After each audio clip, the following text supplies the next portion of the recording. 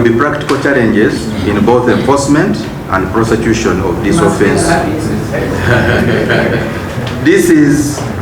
Adultery is an offence between two consenting adults.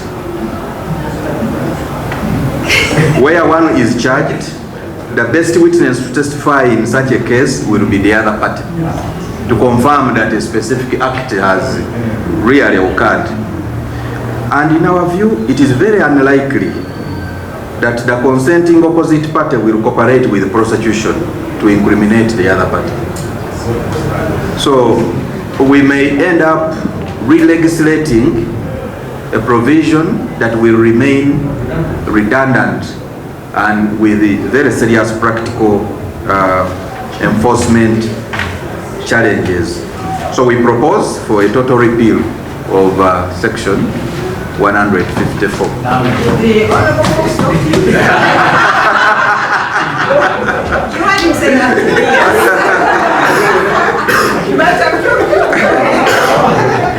To the practical hardships we have in proving child sex, where you say both children should be charged, and then you wonder who will be a witness, who will be a victim. Practical hardships that we have in enforcement of prostitution related offenses, because the police will arrest, we shall charge, but who are we going to call as a witness? These were two consenting adults committing those acts. So that's our observations. Team, for the first time, I am impressed by an entity's submission on this particular subject of adultery.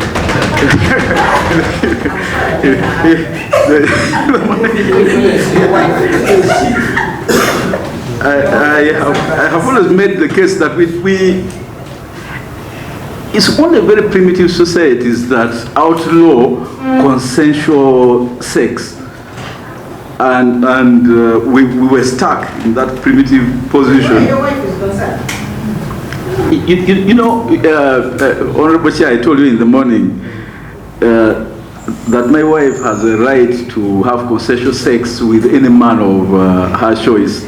Like I also retain that right.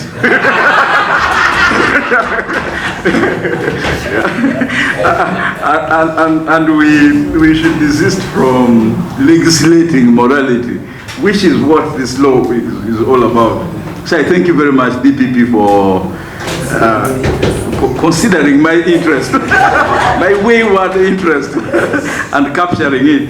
Office of the DPP, you're aware, really manages all criminal prosecutions in the country. Thirdly, it's absolutely not useful to continue keeping laws on our statute books that are no longer applicable for the various reasons given in the bill. We are therefore in agreement with the justifications given for repealing the mentioned 99 Acts of Parliament. From the practitioner's point of view, although some of the laws proposed for repeal, such as the Maintenance Orders Enforcement Act Cap 17, Adulteration of Product Act Caps 27, etc., have criminal sanctions, they are completely obsolete and redundant to the extent that one cannot trace any record where they have been enforced in recent times. Ugandans, especially in land conflicts, my appeal to you is that there is a need for police investigations to be done very well, to be done in a timely manner. I also would like the Office of the DPP to really associate itself with the people of Uganda and try to explain to for people to know that you are looking out for their interests. We are the people's voice, and I want the Office of the DPP to really align itself with the problems that the people of Uganda face, with regard to criminal proceedings, with regard to procedure, with regard to investigations by police.